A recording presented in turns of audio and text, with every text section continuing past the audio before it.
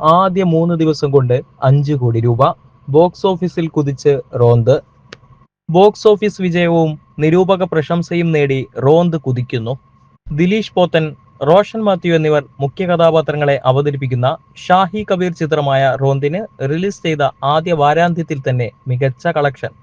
ആദ്യ 3 ദിവസം കൊണ്ട് തന്നെ 5 കോടി രൂപയാണ് ചിത്രം ബോക്സ് ഓഫീസിൽ നിന്നും കളക്ട് ചെയ്തത്. പ്രേക്ഷകരുടെ വലിയ പിന്തുണ ലഭിക്കുന്നതിനോടൊപ്പം തന്നെ റോന്തിനെ 2025 മികച്ച ഇന്ത്യൻ ചിത്രമായി മാധ്യമങ്ങളും നിരൂപകരും വിലയിരുത്തുന്നുണ്ട്.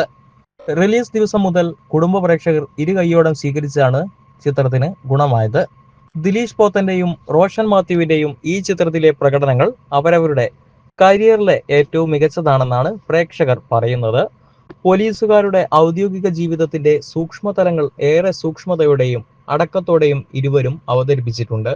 കുഞ്ചാക്കോ ബോബൻ, ജീത്തു ജോസഫ്, സൈജു കുറുപ്പ്, ബെന്യാമിൻ, ജിയോ ബേബി, ഡോൾവിൻ കുര്യാക്കോസ്, നഹാസ് നിഹിദായത്ത്, തരുൺ മൂർത്തി, മാല പാർവതി തുടങ്ങി സിനിമാ രംഗത്തു നിന്നും നിരവധി പേർ റോന്തിനെ പ്രശംസിച്ച് അഭിപ്രായങ്ങൾ പറഞ്ഞിരുന്നു.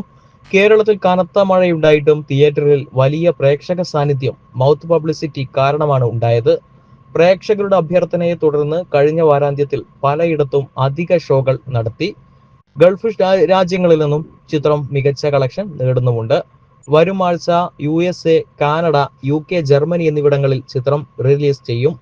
അടുത്തിടെ പുറത്തിറങ്ങിയ ഓഫീസർ ഓൺ ഡ്യൂട്ടി എന്ന ചിത്രത്തിന്റെ വിജയത്തിന് ശേഷം ഷാഹി കബീറിന്റെ കരിയറിലെ മറ്റൊരു പൊൻതൂവലായി മാറുകയാണ് റോന്ത്. ജംഗിൾ പിക്ചേഴ്സും ഫെസ്റ്റിവൽ സിനിമാസും ചേർന്നാണ് ചിത്രം നിർമ്മിച്ചിരിക്കുന്നത്.